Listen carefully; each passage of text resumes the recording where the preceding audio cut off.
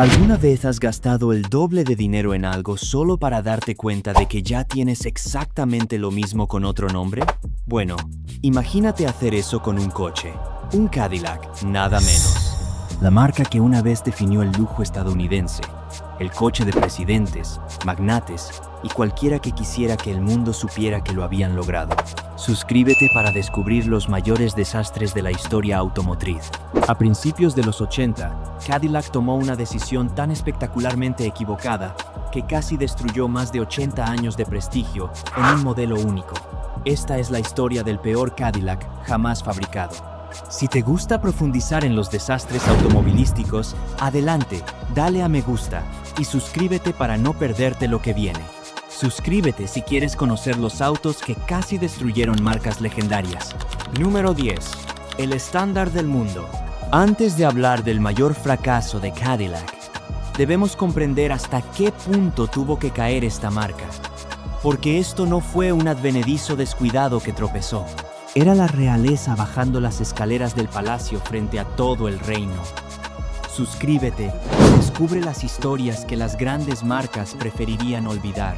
Cadillac fue fundada en 1902 en Detroit, Michigan, y recibió su nombre en honor a Antoine de la Motte Cadillac, el explorador francés que fundó la ciudad de Detroit. Suscríbete para conocer los errores más costosos en la historia del automóvil. Desde sus inicios, esta empresa se centró en la innovación. Introdujeron el primer autoarranque eléctrico en 1912, lo cual fue realmente revolucionario. Antes de eso, había que hacer girar el motor a mano para ponerlo en marcha, y la gente se rompía los brazos con frecuencia al hacerlo. Cadillac dijo que no, gracias a eso. También fueron de los primeros en usar vidrio irrompible en sus vehículos. Presentaron el primer techo de acero en un automóvil de pasajeros, reemplazando los viejos paneles de madera cubiertos de tela que habían sido estándar en toda la industria. Introdujeron una carrocería de diseño en 1927. Suscríbete si te apasionan las historias ocultas de los autos clásicos. Innovación tras innovación. A mediados del siglo XX, tener un Cadillac no era solo una compra, era una declaración. Era el sueño americano condensado en 4 ruedas y un motor bocho. Eran máquinas enormes y hermosas que rodaban por el bulevar como yates terrestres cromados, y la gente los adoraba por eso. Las aletas traseras de finales de la década de 1950 se volvieron absolutamente icónicas. De hecho, a Cadillac se le atribuye el inicio de toda la locura de las aletas. Se remonta a 1948, cuando aparecieron por primera vez unas protuberancias modestas parecidas a aletas sobre las luces traseras. Suscríbete y descubre cómo decisiones absurdas cambiaron la historia del motor. Cada año después, las aletas se hicieron más grandes, más audaces, más extravagantes. Otros fabricantes intentaron competir, pero Cadillac era el indiscutible rey de las guerras de las aletas. La expresión "el Cadillac de" se convirtió en una abreviatura en inglés estadounidense para el mejor de cualquier cosa. El Cadillac de los refrigeradores, el Cadillac de las cortadoras de césped, el Cadillac de cualquier cosa en realidad. No importaba el producto. Si lo comparabas con Cadillac, todos sabían que te referías a que era el mejor. Suscríbete para conocer los autos que parecían una buena idea, hasta que todo salió mal. Incluso durante la Gran Depresión, cuando las ventas de Cadillac cayeron un 84%, la marca sobrevivió porque su nombre tenía mucho peso. Entonces, cuando General Motors decidió ponerle ese nombre sagrado a un automóvil económico compacto en la década de 1980, las consecuencias iban a ser nada menos que históricas. Número 9. La tormenta. Antes de la tormenta, la década de 1970 golpeó a Cadillac como una serie de golpes en un combate de boxeo, cada vez más fuertes. La crisis del petróleo de 1973 lo cambió todo casi de la noche a la mañana. De repente, la eficiencia del combustible no solo era un lujo, sino esencial. Y los enormes yates terrestres de Cadillac que consumían mucha gasolina eran tan prácticos como calentar tu casa quemando billetes de $100. Los consumidores comenzaron a buscar en otras partes.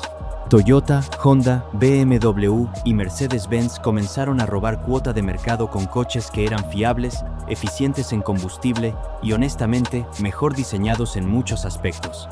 Los compradores más jóvenes, en particular, se inclinaban hacia las marcas de lujo europeas.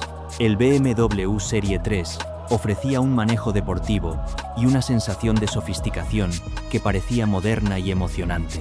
El Mercedes 190e fue el epítome de la precisión de la ingeniería alemana. Suscríbete si quieres descubrir los secretos detrás de los mayores fracasos de Detroit.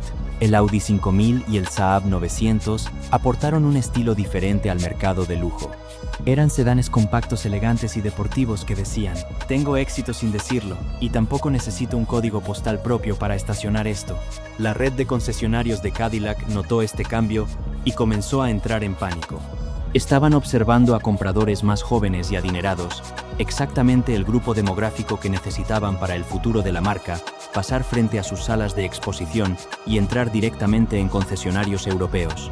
Estos eran los yuppies, los jóvenes profesionales urbanos de los años 80, y querían algo que pareciera mundano y refinado, no algo que su abuelo conduciría hasta el club de campo.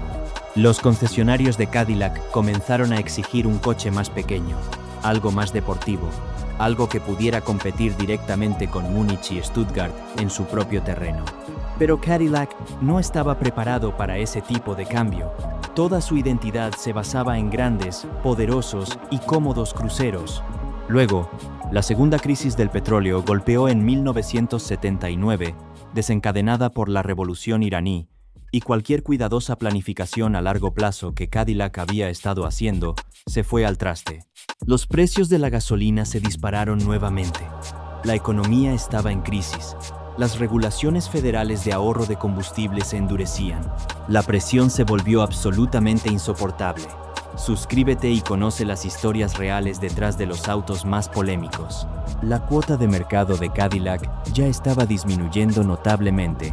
Aún controlaban alrededor del 3,8% del mercado automovilístico total de Estados Unidos en 1979, lo cual era impresionante para una marca de lujo. Pero la trayectoria iba en la dirección equivocada, y todos en GM lo sabían. Las regulaciones corporativas de economía de combustible promedio, conocidas como estándares CAFE, también estaban apretando los tornillos. El gobierno federal penalizaba a los fabricantes de automóviles cuyos promedios de flota caían por debajo de los mínimos de ahorro de combustible, y la línea de motores Bocho de alto consumo de Cadillac estaba lastrando gravemente las cifras generales de GM.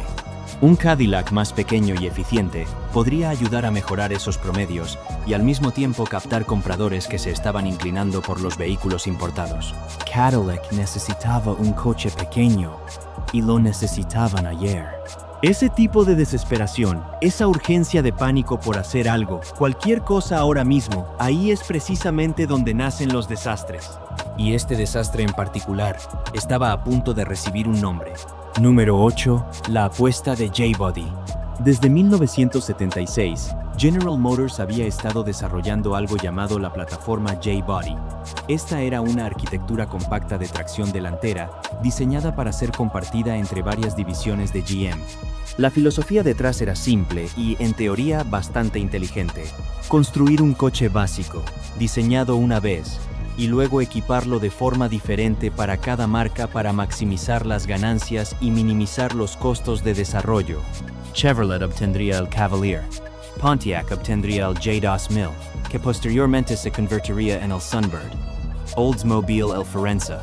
Buick el Skyhawk. Se suponía que todos serían transporte económico y cotidiano para estadounidenses comunes con presupuesto limitado, nada sofisticado ni ambicioso, solo confiable, barato y capaz de llevarte del punto A al punto B. La plataforma incluso fue compartida internacionalmente con Opel, Vauxhall, Holden e Isuzu, lo que la convirtió en una de las arquitecturas de vehículos de GM más ampliamente distribuidas en la historia. A nivel mundial, el J-Body se convertiría en un gran éxito para General Motors, vendiéndose en enormes cantidades en varios continentes durante décadas. Pero ese éxito se debió a que era exactamente lo que era, un coche económico bueno y honesto.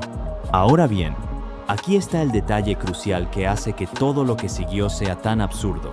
Nunca hubo planes para una versión Cadillac de esta plataforma.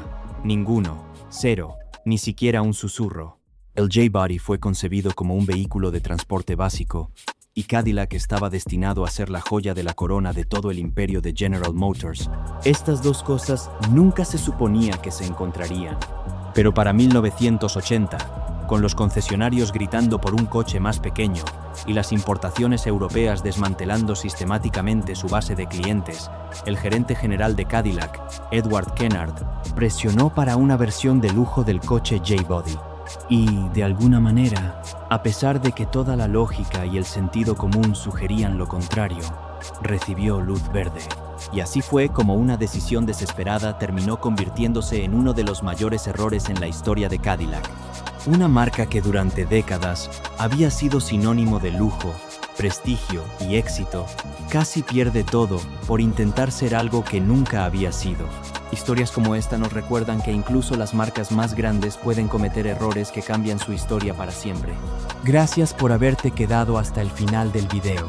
Si te gustan este tipo de historias sobre autos, leyendas olvidadas y los secretos detrás de la industria automotriz, te invito a que te suscribas al canal y actives la campana para no perderte los próximos videos. Nos vemos en el siguiente.